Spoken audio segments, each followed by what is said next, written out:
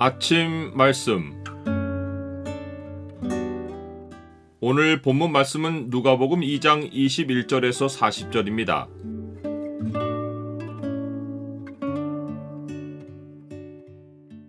만물의 때와 장소에는 대주제의 섭리가 역사한다.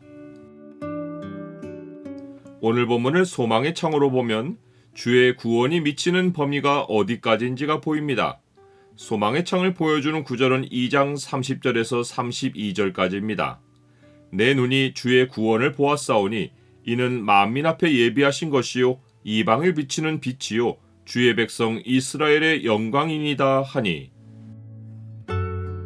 모세 율법에는 여인이 아들을 낳으면 8째 날에 할례를 행하고 33일이 지나면 정결 예식을 행하는 규례가 있습니다. 이스라엘 사람은 예루살렘 성전으로 가서 이 예식을 치렀고 주의 부모도 율법에 따라 예수님을 데리고 예루살렘으로 올라가서 정결 예식을 치렀습니다.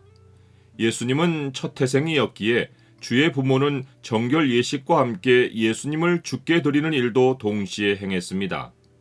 예수님은 율법을 폐하러 오신 분이 아니라 완전하게 하러 오셨기에 아기로 태어나서 한 인생이 지켜야 할 율법을 몸소 하나씩 따르면서 율법의 요구를 다 이루셨습니다.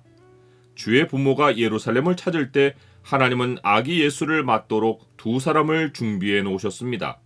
한 사람은 시므온이고 다른 한 사람은 선지자 안나입니다. 시므온은 이스라엘의 위로를 기다리는 자로서 성령이 그 위에 계셨습니다. 그가 기다린 이스라엘의 위로는 이사야 선지자가 중점적으로 선포한 메시지로서 이스라엘의 구원을 의미합니다.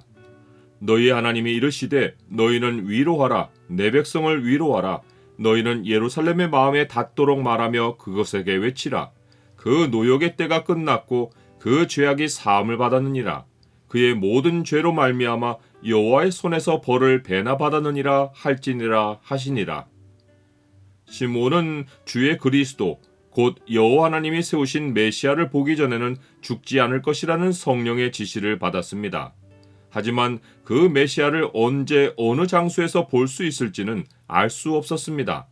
다만 성령의 지시를 믿고 기다리는 것이 최선이었는데 어느 날 성령의 감동이 마음에 찾아와서 그는 성전으로 들어갔고 이때 마침 주의 부모가 율법의 관례대로 행하고자 하여 그 아기 예수를 데리고 온 것입니다.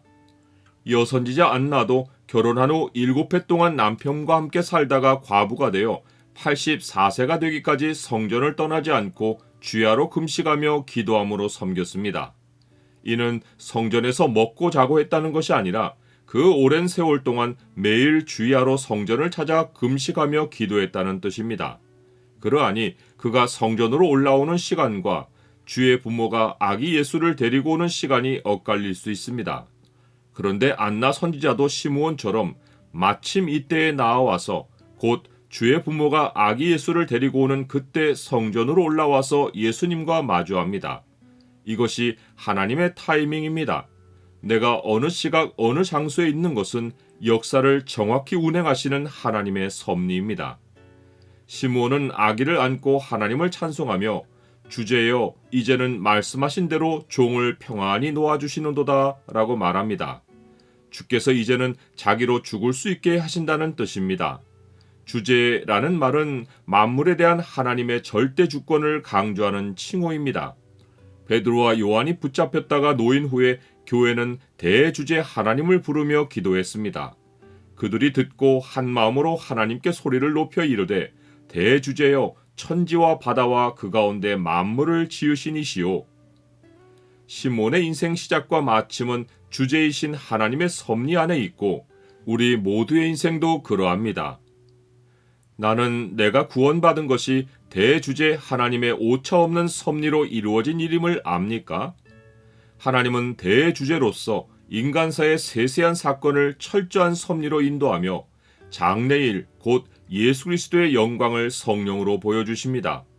하나님은 시몬을 성령으로 충만하게 하여 그가 아기 예수를 볼 때 그의 눈을 열어 만민을 향한 하나님의 구원 계획을 보게 하십니다. 안나 선지자도 예수님을 만난 후에는 기도만 하지 않고 이스라엘의 속량을 기다리는 모든 사람에게 예수님에 대하여 말하기 시작합니다. 예수님이 계시의 열쇠이고 예언의 주인공이십니다. 시므온은 주의 부모를 축복하며 예수님이 많은 사람을 패하거나 흥하게 하며 비방을 받는 표적이 되게 하여 세움을 받았다고 알려줍니다. 인류가 예수님께 보이는 반응으로 인하여 두 부류로 나뉘어 심판으로 패하기도 하고 구원으로 흥하기도 할 것을 예언한 것입니다. 또한 예수님이 비방을 받는 표적이 되게 하여 세움을 받았다는 것은 대다수 사람이 예수님을 거부하여 패해질 것을 예고합니다. 이 현장을 목격하는 마리아의 마음은 칼이 심장을 찌르듯 할 것입니다. 그러나 하나님의 은혜가 예수님의 공생의 내내 그 위에 있습니다. 그리스도인이 앞날을 두려워하지 않고 현재를 힘있게 살 수 있는 것은 하나님의 은혜가 우리 위에 있기 때문입니다. 아기가 자라며 강하여지고 지혜가 충만하며 하나님의 은혜가 그의 위에 있더라.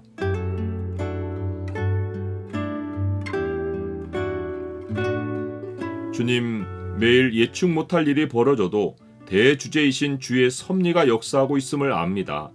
주의 오심을 성전에서 준비한 시므온과 안나처럼 저도 주가 예비하신 장소에서 주의 오심을 준비하고 세상에서 평안히 노임을 받게 하옵소서. 예수 그리스도의 이름으로 기도드립니다. 아멘.